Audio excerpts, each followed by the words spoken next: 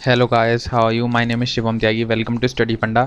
So I hope कि आपकी सबकी तैयारी अच्छी चल रही होगी। अब आपके ज़्यादा दिन नहीं बचे हैं, मात्र 15 से 20 दिन बचे हुए हैं। तो अब मेरे को लगता है कि आपकी तैयारी जो है सफिशिएंट हो चुकी होगी। अब आप सबका रिवीजन फेस चल रहा होगा।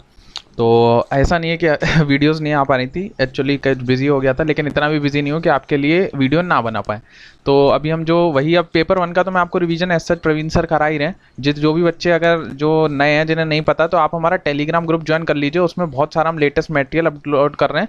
दूसरा, इंस्टाग्राम ज़रूर कर लीजिए फॉलो, बिकॉज इंस्टाग्राम पे हम बहुत ज़्यादा फोटो अपलोड कर रहे हैं, येलो पेजेस, ग्रीन पेजेस, जिसमें शॉर्ट शॉर्ट नोट्स हैं जो डायरेक्ट पूछे जाते हैं, direct hit in the exam.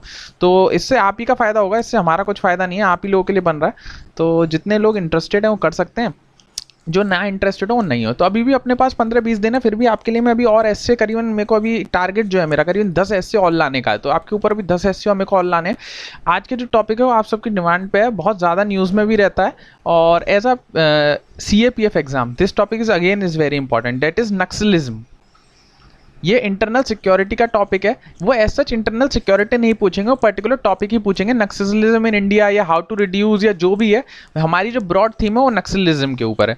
ठीक है। अब एक इसको समझाने से पहले मैं आपको एक डिस्क्लेमर दे दूं पहले से ही, कि मेरे पास कमेंट एक आ रहा था, मैं अभी जब लास्ट वीडियो अपलोड करा था, कि सर आप जो ये एक बंदा था, I don't know who is that, कि ये जो आप मटेरियल प्रोवाइड करा रहे हैं ये तो सब जगह मिल रहा है, इस बुक में मिल रहा है, इंटरनेट पे मिल रहा है, वहाँ से आप चीटिंग कर रहे हैं, बच्चों को धोखा दे रहे हैं। तो भाई मटेरियल तो आपको सब जगह मिल रहा है, आप गूगल करेंगे, मैं भी विकिपीडिया पढ़ता हूँ, आप भी विकिपीडिया पढ़ते हैं, मैं भी वही न्यूज़पेपर पढ़ता हूँ, आप भी वही न्यूज़पेपर पढ़ते हैं।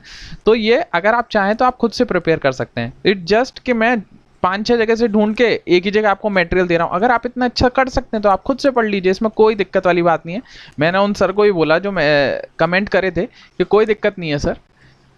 अब क्या बोले हम, कोई बात नहीं, जितने लोगों को पसंद आता है कि हाँ ठीक पढ़ रहा है तो वो यहाँ से देख लीजिए, नहीं तो खुद से तो आप लोग मेहनत कर ही रहे हैं, उसमें कोई शर्मिंदा वाली बात नहीं है, बहुत अच्छी बात है।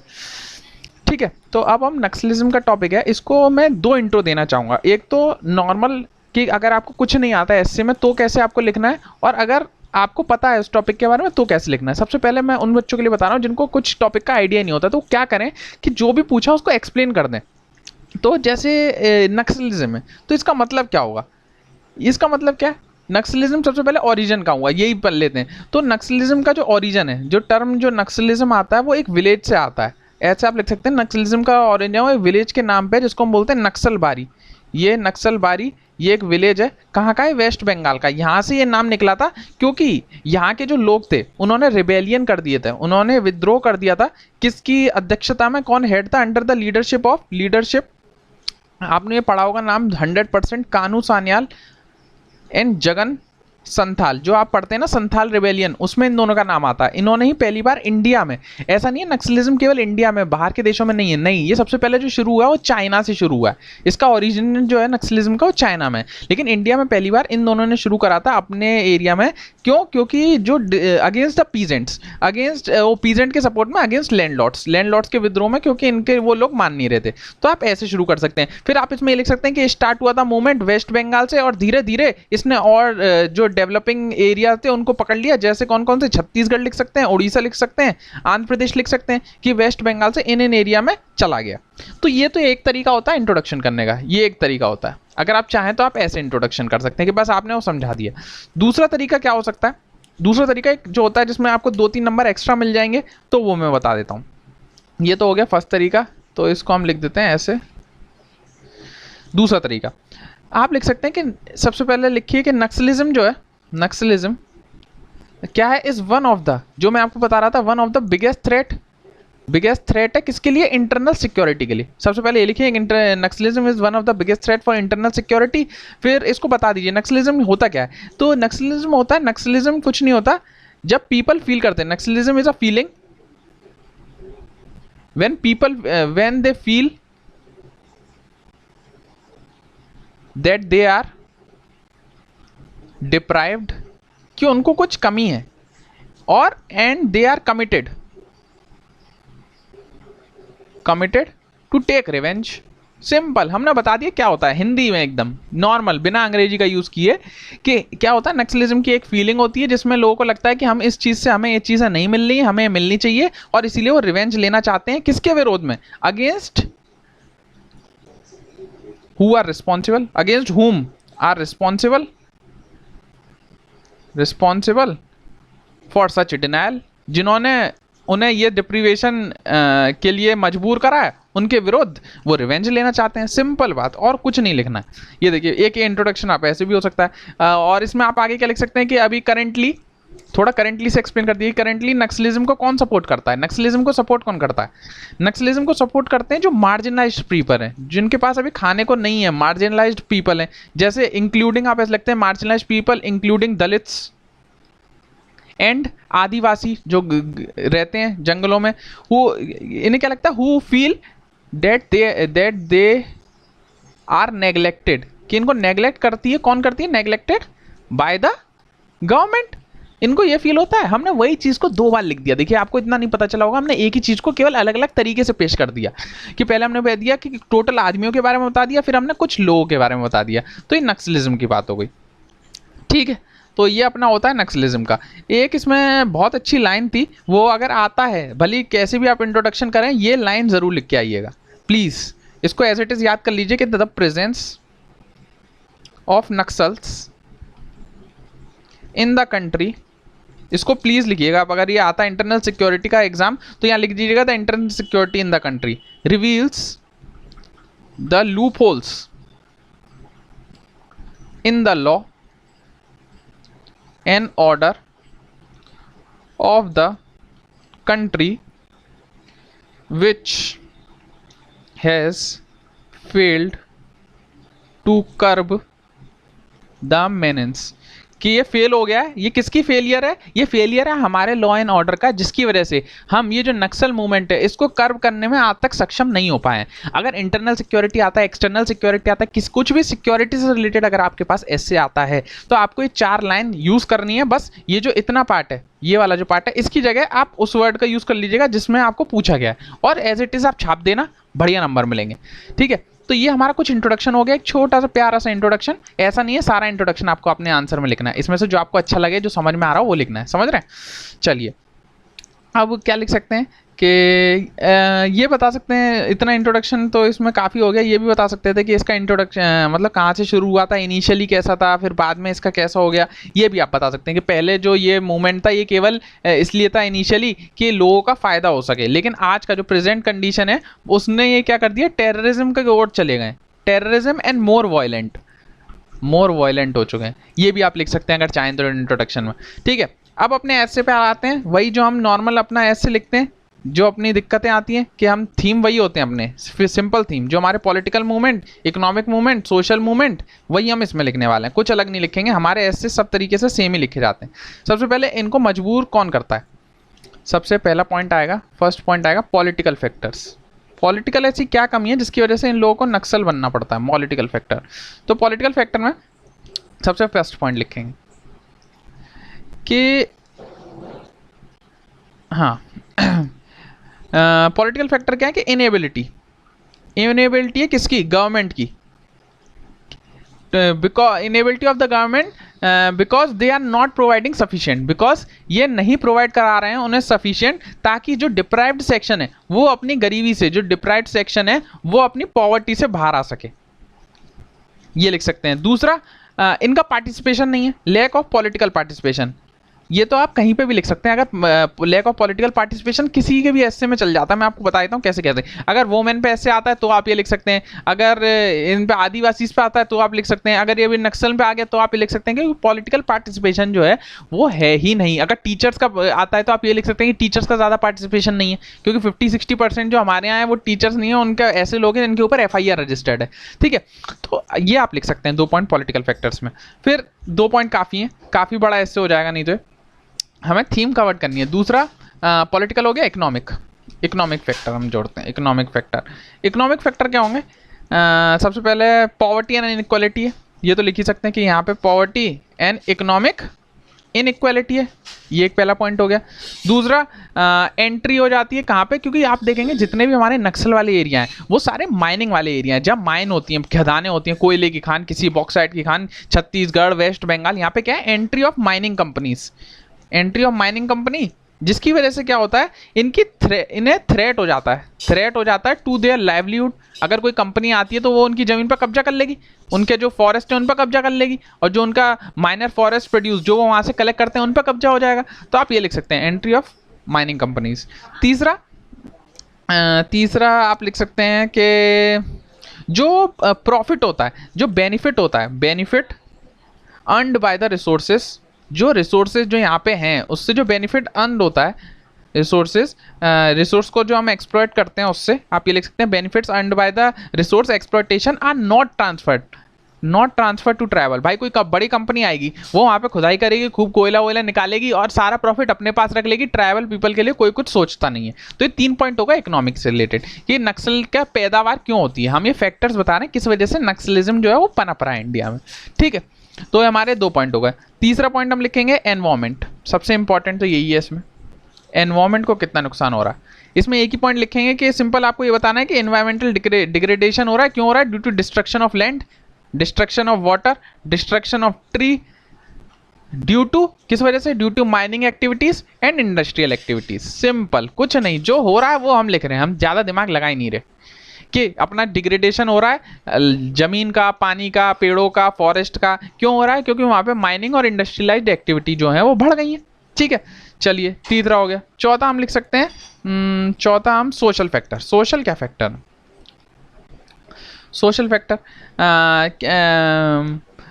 सोशल फैक्टर ये है क्योंकि इनके ऊपर लैक ऑफ बेसिक फैसिलिटी, इनमें लैक ऑफ बेसिक फैसिलिटी नहीं है, जैसे एजुकेशन की फ्रीडम नहीं है ज़्यादा, सैनिटेशन नहीं है, फूड, इन सब के फ्रीडम नहीं है। दूसरा, ये जो हमारी नॉर्मल सोसाइटी है वो इनको एक्सेप्ट नहीं कर रही है, नॉर्मल सोसाइटी के साथ ये एमेलगेमेट नहीं हो पाए, ये प्रॉब्लम है।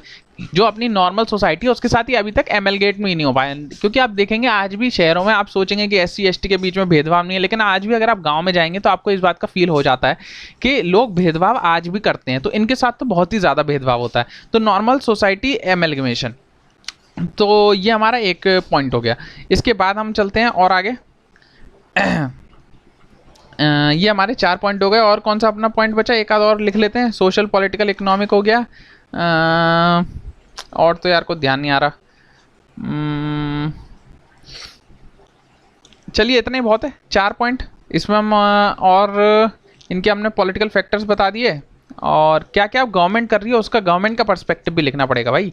गवर्नमेंट भी इसमें बहुत सारे अच्छे काम कर रही है, तो गवर्नमेंट की बात भी कर लेते हैं। चलिए, गवर्नमेंट क्या क्या करती है इस केस में,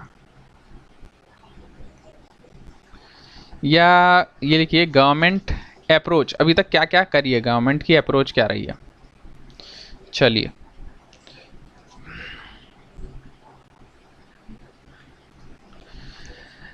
सबसे पहले आपको लिखना है ऑपरेशन ग्रीन हंट के बारे में। जो मैं यहाँ बता रहा हूँ बस वही लिख के आइएगा, ये बहुत इंपॉर्टेंट है। ऑपरेशन ग्रीन हंट ये चलाया गया था, जिसकी वजह से क्या हुआ, 2010 में करीबन 223 डिस्ट्रिक्ट थे जहाँ पे नक्सलिज्म था, लेकिन आज प्रेजेंट 2000 अगर आप कहेंगे 20 में, तो केवल 90 रह गए, 90 डिस्ट्रिक्ट रह गई हैं जिनके अंदर नक्सलिज्म है, क्योंकि ऑपरेशन ग्रीन हंट चलाया गया था। इसमें कुछ नहीं था, इसमें मासिव डिप्लॉयमेंट करा था जो हमारे सिक्योरिटी फोर्सेस थे इन नक्सलिज्म एरिया। तो आप ये लिख सकते हैं। दूसरा क्या कर रहा है सरकार, एस्पिरेशनल डिस्ट्रिक्ट प्रोग्राम चला रही है, ये भी चलता है, ये भी आप लिख सकते हैं, एस्पिरेशनल डिस्ट्रिक्ट प्रोग्राम, ये भी आप लिख सकते हैं। तीसरा, असिस्टेंस दे रही है, assistance in training of state police को भी असिस्टेंस दे रही है ताकि वो जो है वो नक्सल मूवमेंट को ख़त्म कर सके। तो ये आप कुछ पॉइंट लिख सकते हैं। एक बस्तरिया बटालियन, ये एक स्पेशल बटालियन बताई गई है ताकि जो नक्सलिज्म मूवमेंट है उसको हम ख़त्म कर सकें। तो एक ये आप नक्सल इसके बस्तरिया बटालियन के बारे में लिख सकते हैं। और एक आंध्र प्रदेश की और है, मेरे को ध्यान नहीं आ रहा है एक्चुअली इस टाइम, एक आंध्र प्रदेश का नया मूवमेंट शुरू करा है। हाँ, आंध्र प्रदेश का जो है वो उसका नाम है ग्रे हाउंड्स। ये आंध्र प्रदेश ने एक स्पेशल फोर्स बनाई है, ये भी एक स्पेशल फोर्स है जो छत्तीसगढ़ झारखंड वाले रीजन में, और ये जो स्पेशल फोर्स है इसका नाम है ग्रे हाउंड। तो स्पेशल फोर्स बनाई गई है नक्सलिज्म से टैकल करने के लिए इन द स्टेट। तो ये कुछ आप लिख सकते हैं गवर्नमेंट की अप्रोच के बारे में कि गवर्नमेंट क्या क्या कर रही है। ठीक है, अब ये तो हमने बता दिया क्या दिक्कतें हैं, गवर्नमेंट क्या क्या कर रही है, और क्या आप लिखेंगे कैसे इसको खत्म कर सकते हैं। वो आपसे पूछेगा तो मेन चीज़ यही कि हाउ टू एंड नक्सलिज्म, तो यहाँ से हम लिखते हैं वेज। मेन चीज़ तो यही पूछेगा, ways to end naxalism. Naxalism को ख़त्म करने का तरीका क्या है भाई? नक्सलिज्म को ख़त्म करने का तरीका सबसे पहले गुड गवर्नेंस, हमें अच्छे से अच्छी गवर्नेंस प्रोवाइड करानी चाहिए।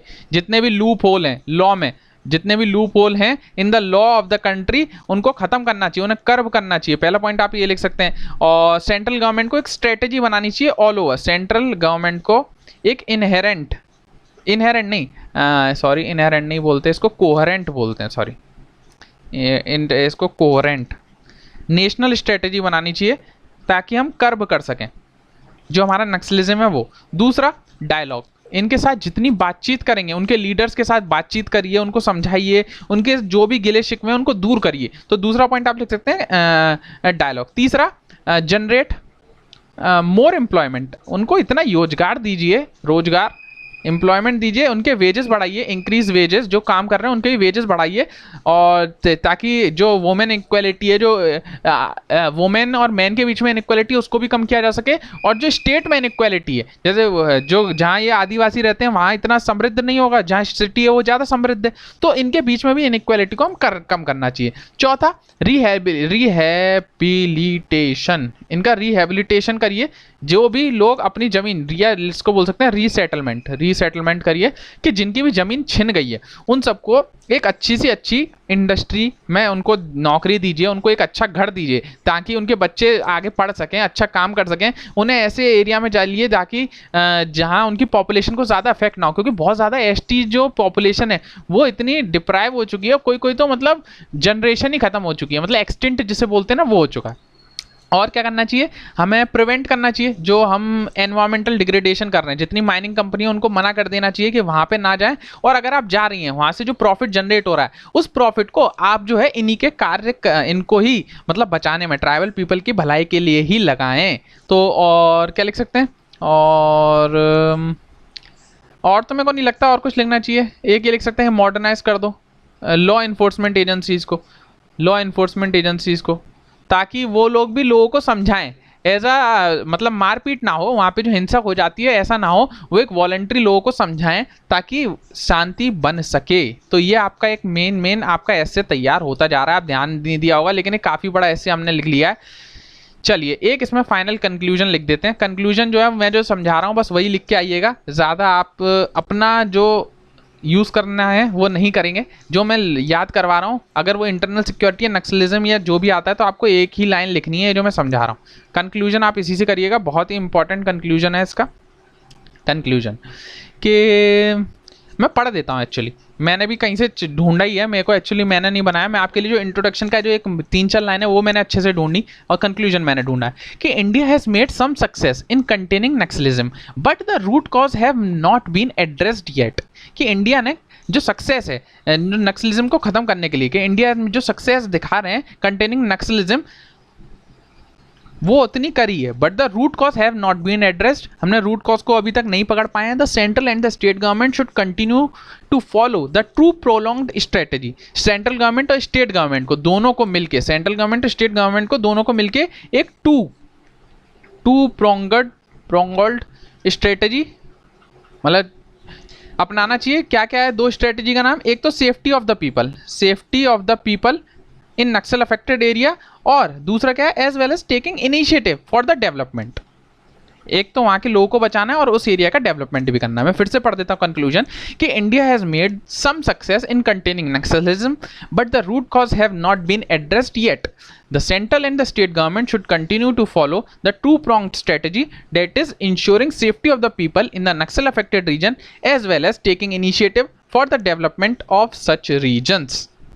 तो ये आपका पूरा एक ऐसे आपका तैयार हो गया, भले इंट्रोडक्शन हो भले आपका कंक्लूजन हो।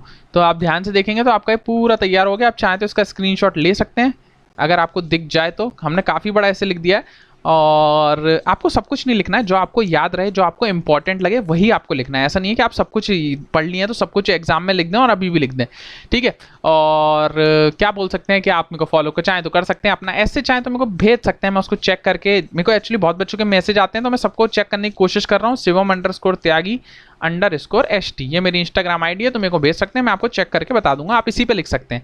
ठीक है, अभी मेरे को ध्यान है एक एजुकेशन पे रह गया ऐसे, तो अब जो नेक्स्ट ऐसे आएगा 110% वो मैं एजुकेशन पे ही लाने वाला हूँ। तो एजुकेशन अपना बचा हुआ है वो हम जरूर कंप्लीट करेंगे। और जो पुराने बच्चे हैं, नए बच्चे हैं, प्लीज़ लाइक शेयर सब्सक्राइब करें, पूरी जी जान लगा दें। 15-20 दिन बचे हुए हैं, तो जो भी आपको डाउट है बिल्कुल डाउट दिल में ना रखें, सीधे मेरे को DM करें अगर छोटा मोटा भी डाउट होता है तो। ठीक है, पढ़ते रहिए, आगे बढ़ते रहिए। Signing off today, take care, bye bye.